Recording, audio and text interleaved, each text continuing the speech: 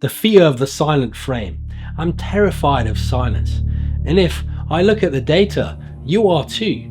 We have been conditioned to believe that if a frame lasts longer than 3 seconds, we are failing.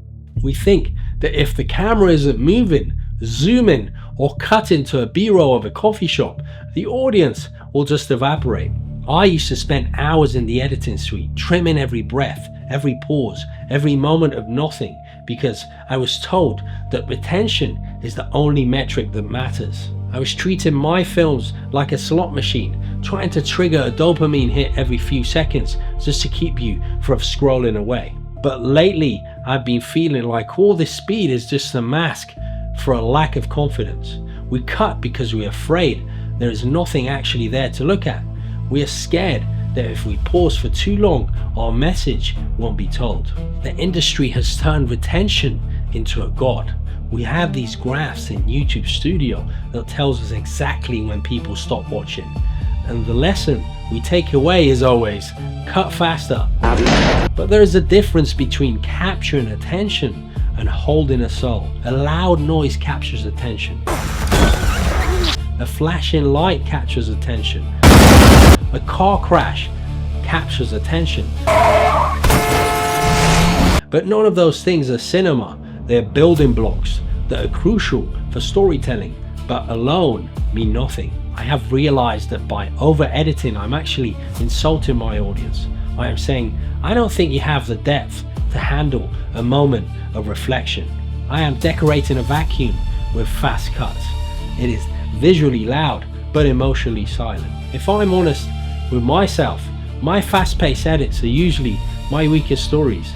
I use the rhythm of the edit to hide the fact that the scene has no substance. If the writing is bad, just cut faster, right? That is a lie. Always cut on the music beat when making a promo or when transitioning to a new sequence. Another lie. The data suggests that we're moving towards a second screen era of filmmaking. Netflix is no longer just competing with HBO or Disney.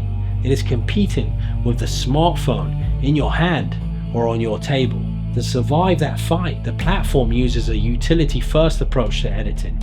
If the data shows people drop off during a long silent take because they had checked their phone, the instruction to the editor becomes keep it moving. And recent reports from 2025 and 2026 indicate that Netflix executives have actually encouraged creators to make dialogue clearer and plot lines simpler. The logic is cold. If a viewer is scrolling through TikTok while watching a show, they need to be able to follow the story through audio alone, or even worse, they have to be reminded of the plot and character every single scene. This leads to the death of visual subtlety. If the truth is found in a silent look, a distracted viewer misses it. Thus, characters now speak their subtext, leaving no room for interpretation. The cliffhanger loop. Netflix uses take friction and abandonment rate metrics. If a viewer doesn't feel a biological need to see the next scene within the first 5 minutes, they're gone. This results in micro cliffhangers before every internal break or scene transition, making all the film skeletons look the same and breeding unoriginal films all round. Faster cutting rates. The average shot length in streaming first content has trended shorter to mimic the rapid fire stimulation of the social media feeds. The pace is everything in filmmaking. It is one of the hardest things to master when you're creating your own movie. But nowadays, we have TikTok to thank over the rapid speed of the streaming films. I have linked all the sources to back this up in the video description below. There's a specific kind of truth that only reveals itself after the comfortable time for a cut has passed. Think about a conversation with a friend. The most important things aren't said during talking. They're found in the 3 seconds after someone stops speaking, when the weight of the words is still hanging in the air. When I hold on a character's face for too long, the mask begins to slip. The actor stops acting and starts being. The audience stops being a spectator and becomes a witness to the crime. In a long take, there's nowhere to hide. As a filmmaker, I'm forced to actually compose a frame that is worth looking at for 60 seconds instead of 60 frames. It forces me to care about the set dressing, the lighting, and the micro expressions of the human face. If I can't hold your interest with a single shot, then maybe my shot isn't good enough. I know what the ruthless mentor in the back of my head is saying. Andrew, if you do this, your average view duration will tank. The algorithm will bury you. This is true on YouTube, and if you want to be successful on any big streaming platform, it is also true. Yes, maybe, but what are we building here? Are we building a library of content that people forget the moment they close the tab? Or are we trying to make films, memorable, moving pieces of fiction that help us reflect on our own lives? I have to challenge the idea that nothing is happening in a silent frame. In the silence, the viewer's imagination takes over. When I don't give you a new image to look at, you're forced to look deeper into the one that is already there.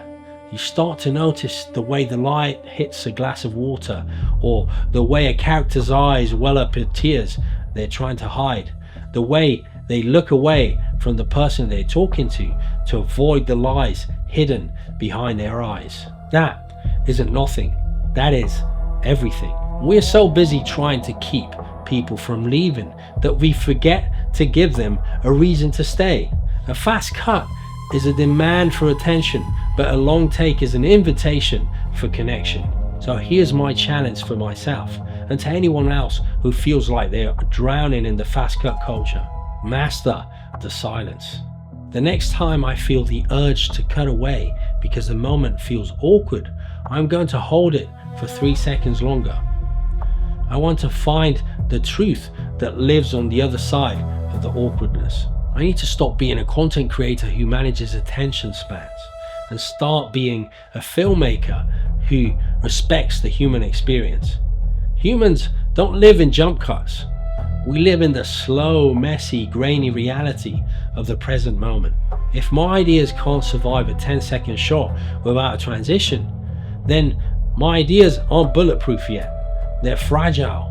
I want to make work that is heavy, work that has the gravitational pull to keep you there without needing to scream at you. All this, of course, is easier said than done. So don't be afraid of the silent frame. It is the only place where the audience can actually hear what you're trying to say.